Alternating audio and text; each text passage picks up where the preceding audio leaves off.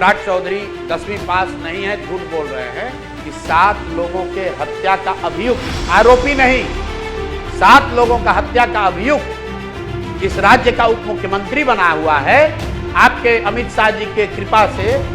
कभी पढ़ाई लिखाई और डिग्री पर तीखे सवाल, खुद को बिहार की राजनीति का नया विकल्प बताने वाले प्रशांत किशोर बिहार के डिप्टी सीएम सम्राट चौधरी के खिलाफ ऐसे ही सनसनीखेज दावे करके बिहार में बीजेपी के चुनावी मिशन की मिट्टी पलीत करने में लगे हुए हैं। लेकिन खुद पर लग रहे आरोपों पर सफाई दे देकर थक चुके सम्राट चौधरी अब पलटवार करते हुए प्रशांत किशोर की बुद्धि और सोच समझ पर ही सवाल उठा रहे हैं। प्रशांत किशोर कह रहे हैं 7 लोगों की हत्या के आरोपी हैं, आपको जेल भेजा जाना चाहिए और बीजेपी ने आपको डिप्टी सीएम बना दिया है। मूर्ख के सामने बात नहीं किया जाता। मूर्ख हैं वो। मूर्ख, एक चीज समझिए, जिस आदमी को ज्ञान ही नहीं हो, एक पॉलिटिकल केस में लोगों को यातना, जेल यातना दी।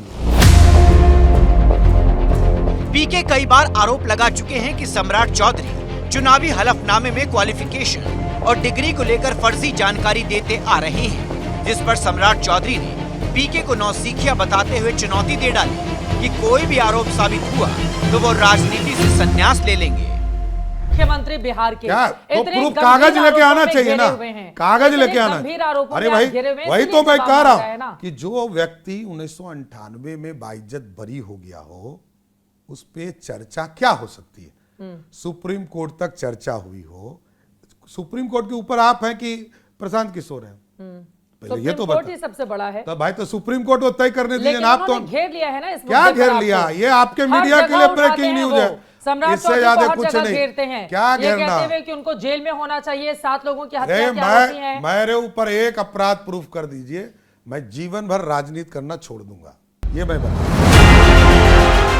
एबीपी न्यूज पर पीके के आरोपों का जवाब देते हुए सम्राट चौधरी ने 1995 के उस मामले के बारे में बताया जिसे नरसंहार बताकर पीके सम्राट को हत्या का आरोपी बताते फिर रहे हैं। लोगों की हत्या वाला मामला क्या है? देखिए, मैं बता रहा हूँ, 1995 में एक गैंग वार हुआ तारापुर में, और हम लोग पॉलिटिकल तौर पर उस समय जुड़े नहीं थे। मेरे पिताजी समता पार्टी लालू यादव के खिलाफ लड़ रहे थे, और वहां कांग्रेस पार्टी और जनता दल के लोग आपस में लड़े, मरे, और उस केस में हम लोगों को नाम डाला। मेरे परिवार से 22 लोग जेल में डाले गए, हत्या का आरोप लगाया। ह्यूमन राइट्स कमीशन ने जांच किया, पुलिस ने जांच किया, हम लोगों को निर्दोष घोषित किया। 1998 में कोर्ट ने बाइज्जत बरी किया। 2003 में उस केस में कई लोगों को सजा हुई जो अपराधी थे। अब किसी को समझ में नहीं आता, मीडिया तो कम से कम समझे। सम्राट के 10वीं और हायर एजुकेशन पर सवाल उठाने वाले पीके ने कुछ दिन पहले कहा था कि वो तारापुर सीट से सम्राट के पर्चा दाखिल करने के बाद उनके हलफनामे को अदालत में चुनौती देंगे, लेकिन अदालती कार्रवाई की बजाय पीके इसे सम्राट और बीजेपी के खिलाफ चुनावी मुद्दा बनाए हुए हैं।